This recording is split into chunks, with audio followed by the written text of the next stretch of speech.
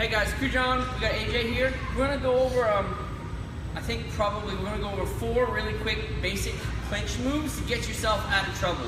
So that means that I'm in the non-dominant position and AJ is gonna be in the dominant position. I have him having his gloves on so that you can see how easily they get caught up in holes.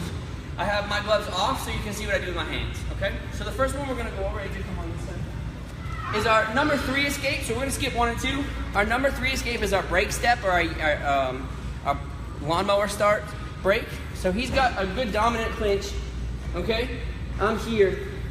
Everything we learn on these 2 clinches that I'm gonna teach now, all come off of the left hand.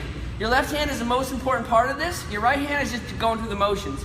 What I wanna do is I wanna get my left hand deep, deep, deep behind his neck. Really important. None of this is gonna work unless you get this grip. The first thing we do is put AJ's forehead on my left shoulder.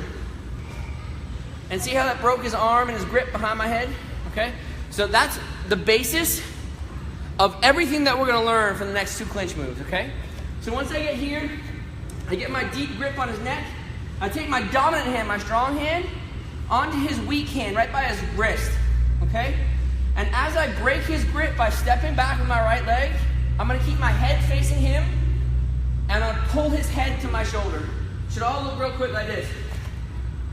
So now he's broken, and I'm keeping my head looking at him, and I'm locking his hand in place, right? So you got those gloves on, it's hard for him to yank that hand out. Now there's a big hole right here. That's where I'm gonna stick my right hand. It's gonna go up and in that hole. And I get my inside clinch, and I finish the clinch. And now I'm in the dominant position. And that will happen real quick. In real life, all this stuff is gonna go quick. And I'm in the dominant position, okay? So that's our number 3 clinch. Remember, all of this comes off of the left hand going to his forehead, his forehead to my shoulder, okay? Number 4. This is our passover, okay? Again, I'm in a bad spot. AJ he got smart.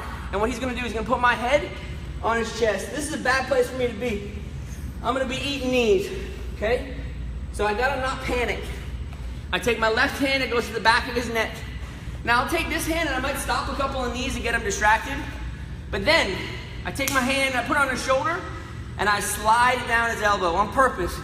When he's kneeing me, that elbow is gonna be going everywhere. And I'm gonna have a lot of trouble putting my palm onto that elbow unless I just follow it straight down like this. Now I got his elbow, okay? So once I get here, the head goes to my shoulder, I walk my hips into AJ, and my head comes up. The last thing we want to do, this is the big no-no, okay? I'll show you the no-no first, is try to dip my head under his elbow. You're going to get knocked out. Your nose is going to get put to the other side of your face. So when I do this, everything comes in, and I go up. And everything locks in. Now look, see how both of AJ's hands are in this hole? That's on purpose. I don't want AJ to be able to pull his right hand out this hole. Everything stops at that point. I got to break. So once I get the pass over, I want both hands in that hole. Now this hand is going to go palm down to the ground or thumb facing me. Really important, okay? I grab my right hand, goes up and into my left hand, and I get a good grip. That way I'm using the knife edge of my arm right across the back of his neck. Now that sucks. This is really uncomfortable, especially when I start applying pressure. Now the pressure is not this, to the side. The pressure is pulling my elbow to my hip, like this. And he'll either fall down, pass out, or scream some crazy shit like, I don't know what to do, coach, okay? Because right now, once I get here, I'm gonna start kneeing the shit out of that leg as hard as I can until the ref stops me or I break his leg, okay? So it's really important we go thumbs down and make this grip. And see this hole here? AJ's head and both arms are in this hole. And the smaller I make that hole, the more it sucks. We don't want to make the hole the same size and just spin. I want to collapse the hole with AJ inside, with this part of my arm across the back of his neck. It sucks, okay? It's really sad. There's a few ways to get out of it, but really and truly, if you're strong enough, that's so he's gonna just wait till the ref comes over and says, okay, you should stop that now, okay? Now, 2 more.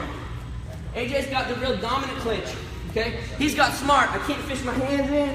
I can't do my rake step. I can't pass. He's just big. He's just bigger than me. He's stronger than me. He's bigger than me. Okay? So what I do, take my dominant hand on an elbow. Okay? This is important because what hand is this? This is his left hand, his weak hand. So I always want to try to pair my strong hand with his weak side. Then I take my left hand and I go to his elbow, like this, okay? And everything that happens now is a yank. It's not a pull, like a slight pull. Everything's gonna happen like this. Real hard, real quick. And I'm gonna take my left foot and step it outside of his right foot. And AJ is gonna go down on the ground this way over here with a yank and a pull. And I'm out. Now look, I didn't let go of his hand on purpose. Right? I want to hold on to something, stretch him out, and start feeding him knees. Because this is an awkward position to be. He's going to be so worried about this hand, he's going to forget about everything else. And I might be able to get 1 or 2 knees in real quick. So again, we get here, one hand on the crease of his elbow, the other on the bottom tip of his elbow. I step, yank, and lift. And I stay nice and close. Okay? Last one. AJ's got me here. He's got smart. He's not letting me yank on this elbow or push on this elbow no more. I'm in big trouble. Okay? So what we do now is we take both hands, put them on the creases of his elbows, and it's a 2-step motion. Okay? What I'm going to do is I'm going to yank down first to break his grip behind my head. Then I change my grip underneath, my hips go in, and they both go up and off to one side. Now again, just like in our number 4 clinch, when I got you by the neck, look where my hand went. Thumb to me, palm down to the ground. I get my grip, now look what I do, I lift. And I want to get the weight off his feet so that I can throw him over. What I'll do is I'll step in and I'll put his basically the back of his legs across his hip. And he's going for a ride. Both feet are going to go up in the air. So again, I get a little break down, and I lift up, and I go off to the side. And I get this hand underneath his armpit. Lock up, lift. Step in, and I can drag him over my thigh. And I get a toss. Cool. So those are 4 ways to get yourself out of a really non-dominant, bad, sticky situation in the clinch. And it takes a lot of practice, especially when you get a guy who's a lot stronger than you. You need technique, not power. I see a lot of guys, when they get here, and he's just stronger, they just panic. They don't know what to do. And the last thing you want when you're under clinch is to panic. It's when you get your face fucked up, okay? You eat elbows, you eat knees, you panic. Calm down, relax. Play defense, think about your technique, pick one, go for it, okay? Good stuff, thanks, AJ.